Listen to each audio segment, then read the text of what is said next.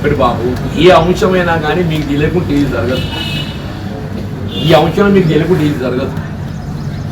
అదే నేను మున్సిపల్ ఎన్నికల ఫలితాలు వెలువడ్డనాడే చెప్పాలి, అంటే చైర్పర్సన్ ప్రకటింపబడ్డనాడే కాంగ్రెస్ పార్టీలు కొనసాగడం కొంత ఆలోచించుకునే పరిస్థితి ఏర్పడ్డది అని చెప్పి ఆల్రెడీ చెప్పాను. అంతే తప్పేది ఉంటే దానికి ఫాదర్ ఇంతవరకు మూమెంట్ లేదు. చూద్దాం, లెటర్సీ ఏది ఉన్నా కానీ ఏదైతుందో మా మిత్రులు ఉన్నారు, మీరున్నారు, సమయం సందర్భం వచ్చినప్పుడు ఏదైతుందో ఏ నిర్ణయం తీసుకున్నా మీ ద్వారానే వెళ్తాం. This is more important subject.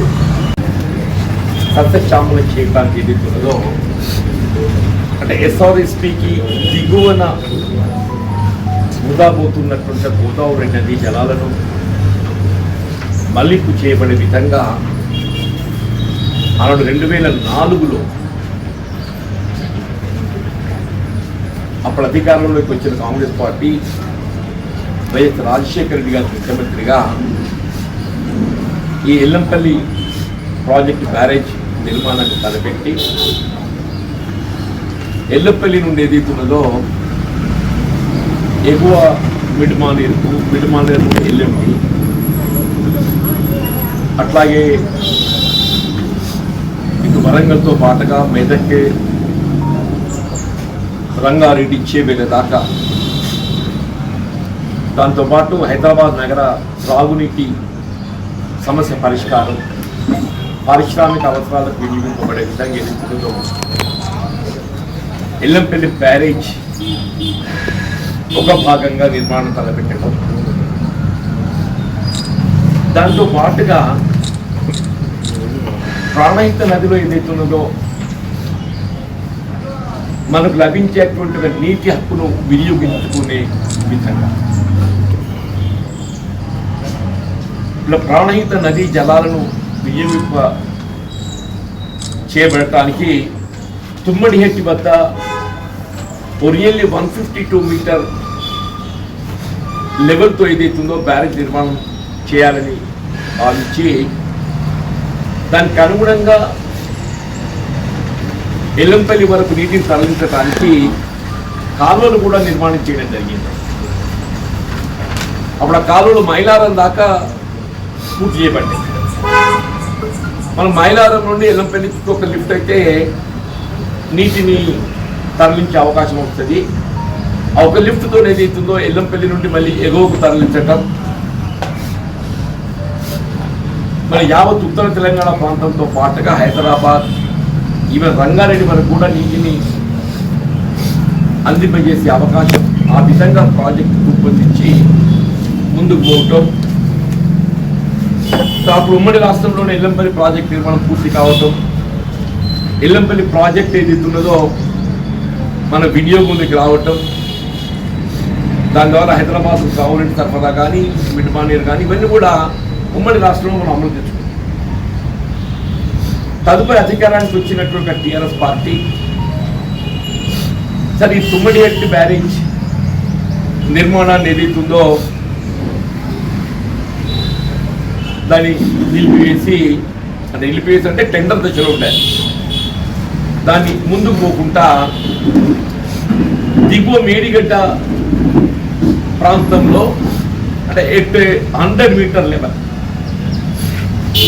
Barrage నిర్మాణం చేసి మేడిగడ్డకి వెళ్ళి అన్నారంకి వెళ్ళి సుందిల్ల, సుందెల్లికి వెళ్ళి ఎల్లంపల్లి 3 లిఫ్ట్లతో ఏదైతుందో అంటే ఇంటెన్షన్ మైట్ బి దిగువకు వస్తే ఎక్కువ నీరు లభిస్తుందని చెప్పని కారణాలు ఏమైనా కానీ ఇది తుమ్మడిహెట్టి బ్యారేజ్ నిర్మాణం అది అప్పుడు ఇక టెండర్ దశలోనే అటు మహారాష్ట్ర ప్రభుత్వం ఏదైతుందో 152 మీటర్తో నిర్మాణం చేయాలని చెప్పి భావించినా కానీ మహారాష్ట్ర ప్రభుత్వం సహకరించకపోవటం, ఆడ 148 మీటర్ అని చెప్పని తుమ్మడిహెట్టి వద్ద ఒప్పందం చేసుకోవటం, మేడిగడ్డ నిర్మాణంతో ఏదైతున్నదో ఈ మేడిగడ్డ, అన్నారం, సుందిల్ల, ఎల్లంపల్లి నీటికి తరలించి సరే మల్లన్న సాగర్ వరకు నీటి తరలింపుతో ఏదైతుందో మనం సరే ప్రభుత్వం ఏదైనా కానీ అది వినియోగంలోకి తీసుకురావడానికి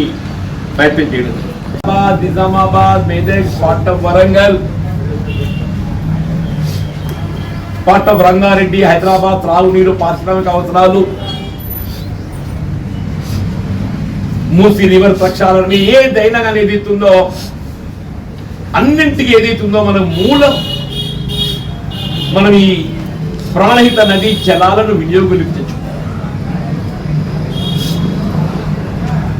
ఇప్పుడు ఆల్రెడీ మన 2 సంవత్సరాలు గడిచింది. ఇప్పుడు already out of the 4 years 2 సంవత్సరాలు గడిచిపోయింది. Left with only 3 years and 3 budget. Left with only 3 years and 3 budget. 24 budget అయిపోయింది, 25 బడ్జెట్ అయిపోయింది, ఇవాళ 26వ బడ్జెట్ మార్చిలో రాష్ట్ర శాసనసభలో ప్రవేశపెట్టబోతుంది. 26, 27, 28 ఇంకా 3 బడ్జెట్లు మాత్రమే ఉంది. ఇది ఒక సమ్మర్, ఇది గడిస్తే వీలే 2 సమ్మర్లు. ఈ వేసవి గడిస్తే మళ్ళీ మనకి ఈ శాసనసభ ఎన్నిక 29 వస్తుందని చెప్పని భావించినా కానీ మనకి 2 వేసవిలు మాత్రమే వస్తాం. అని వీళ్ళ మొత్తం రాష్ట్రానికి ఆయువు పట్టు వీళ్ళ ప్రాణహిత గోదావరి నది జలాలని చెప్పంటారు. మొత్తం రాష్ట్రానికి ఆయువు పట్టు ఈ ప్రాణహిత గోదావరి నది జలాలని చెప్పంటుంది. సాగునీరు కానీ, త్రాగునీరు కానీ, పారిశ్రామిక అవసరాలు కానీ, ఏదైనా కానీ చెప్పంటున్నాను. ఇప్పుడు అదృష్టం ఏంటంటే ఈ 2 సంవత్సరాలు మన ప్రకృతి సహకరించింది. ఈ 2 సంవత్సరాలు మన ప్రకృతి సహకరించింది. మనకి ఏ విధమైన నీటి ఎద్దడి సమస్య ఉత్పన్నం కాదు. ఎస్ఓఎస్పి ఎగువన ఏదైతుందో మనకు సమృద్ధిగా నీటి అంటే జలాలు పొందగలిగినాం కాబట్టి ఏదైతుందో అది ఎల్లం పెళ్లితో మనం ఒడ్డెక్కించుకున్నాం. కాళేశ్వరం నిలిచిపోయినా కానీ భవిష్యత్తు ఇట్లాగే ఉంటుంది ఎప్పటికీ అని చెప్పి ఊహించలేదు. భవిష్యత్తు ఎప్పటికి ఇట్లా ఉంటుందని చెప్పి ఊహించలేమని చెప్పంటున్నాను. రేపు ప్రకృతి వైపరీత్యాలు, ప్రకృతి సహకరించుకున్నట్టయితే, అడ్వర్స్ సీజనల్ కండిషన్స్ ఏర్పడినట్టయితే మొత్తం యావత్ తెలంగాణ ప్రాంతం, ఉత్తర తెలంగాణగా యావత్ తెలంగాణ ప్రాంతం కూడా సాగునీరు, త్రాగునీరు కూడా ఇబ్బందులు ఎదుర్కొన్నట్టు ఒక పరిస్థితి ఏర్పడబోతుందని చెప్పండి. ఇది కాంగ్రెస్ పార్టీకి ఏదైతుందో ప్రధానమైనటువంటి ఒక అంశం. ఇది కాంగ్రెస్ పార్టీకి అంటే ఎన్నికల ప్రణాళిక అని చెప్పని కాదు. సరే, ఎన్నికల ప్రణాళికలో చాలా అవసరాలు చేర్చుకున్నాం, but this is not like that. మొత్తం రాష్ట్ర భవిష్యత్తుకు సంబంధించిన అంశం కాబట్టి ఏదైతుందో నేను గౌరవ ముఖ్యమంత్రి గారికి ఒకటి వీళ్ళ కాళేశ్వరం ప్రాజెక్టు అంతర్భాగమైనటువంటి మేడిగడ్డ పునరుద్ధరణ అది అడ్మినిస్ట్రేటివ్ డిఫెక్టా, నిర్మాణదారుల వైఫల్యమా, లేక నిర్వహణ లోపమా, కారణం ఏదైనా కానీ it is built with the Exchequer of the state government.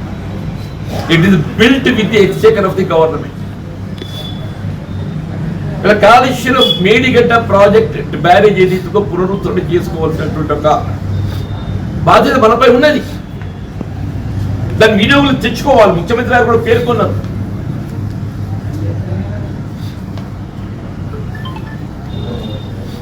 అట్లా అన్నారం సుందేలు కూడా ఏమన్నా లీకేజ్ ఉన్నట్టయితే వాటిని కూడా అదే చేసుకోవాలి.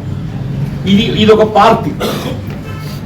దీనికంటే ముఖ్యమైనది తుమ్మడి ఎట్టి వద్ద బ్యారేజ్ నిర్మాణాన్ని తక్షణమే చేపట్టబడే విధంగా ఈ బడ్జెట్లో ప్రాధాన్యతతో మనకు, ఎందుకంటే 26, 27 ఈ 2 బడ్జెట్లలో మనం నిధులు సమకూర్చుకుంటేనే, ఈ 2 సంవత్సరాల్లో నిర్మాణం పూర్తి చేసుకుంటేనే మన దాని వినియోగం అనేది కనబడతాయని చెప్పి అంటున్నాం. ఓన్లీ 3 బడ్జెట్ 26, 27 ఈ టర్మ్ పూర్తి కావడానికి అంటే ఈ మనం ఒక 10,000 కోట్లతో ఏదైతుందో ఈ తుమ్మడి ఎట్టి వద్దకి వెళ్ళి మన నీటిని తరలించుకునే ఒక అవకాశం ఉంది. అంటే ఒక 10,000 కోట్లతోని రోజు ఒక టీఎంసీ తెచ్చుకున్న కానీ 8 మాసాలు నీరు వస్తుంది లాంఛన. మీకు ఫిబ్రవరి, March, April, May you may not can. Other 8 months లో 6 మాసాలు అయితే మంచిగా వస్తాయి. 8 మాసాలలో ఒక 6 మాసాలు మంచిగా వస్తాయి. జూన్కి వెళ్ళి 6 మాసాలు ఏదైతుందో 6 మూల 1880 టీఎంసీ వస్తాయి. ఆ 2 మాసాలకు ఒక్కొక్క టీఎంసీ ఎట్లా చూసినా 180 టీఎంసీ అయితే మనం పొందగలుగుతాం. 180 టీఎంసీ పొందగలుగుతాం. కాబట్టి గౌరవ ముఖ్యమంత్రి గారికి, అట్లాగే ఇరిగేషన్ శాఖ మంత్రులు, గౌరవ ఉప ముఖ్యమంత్రి గారికి ఏదైతున్నదో యావత్ ఉత్తర తెలంగాణ ప్రాంతానికి ఆయువు పట్టైనటువంటి మీరు కాళేశ్వరం ప్రాజెక్టులో అంతర్భాగమైన మేడిగడ్డ పునరుద్ధరణ ఒక అంశం, తుమ్మడి వద్ద బ్యారేజీ నిర్మాణానికి కావాల్సిన నిధులు ఈ బడ్జెట్లో సమకూర్చడము. 10,000 కోట్లు అనుకుంటే ఈ బడ్జెట్ ఒక 5,000 కోట్లు, రాబోయే బడ్జెట్ ఒక 5,000 కోట్లు. ఇక్కడ 10,000 కోట్లతో ఏదైతుందో సగం రాష్ట్రానికి త్రాగునీటి గత మొత్తం సిస్టమ్ అంతా ఎస్టాబ్లిష్ అయి ఉన్నది. దీనికి ఏంటంటే మనకు కలిసి వచ్చే అంశము సిస్టమ్ అంతా ఎస్టాబ్లిష్ అయి ఉన్నది. సపోజ్ ఈ నీటి లభ్యత మనం అనుకుంటున్నట్టయితే మనం ఎస్టాబ్లిష్ చేసుకున్న ఈ సిస్టమ్ నిరుపయోగం అయిపోతుంది.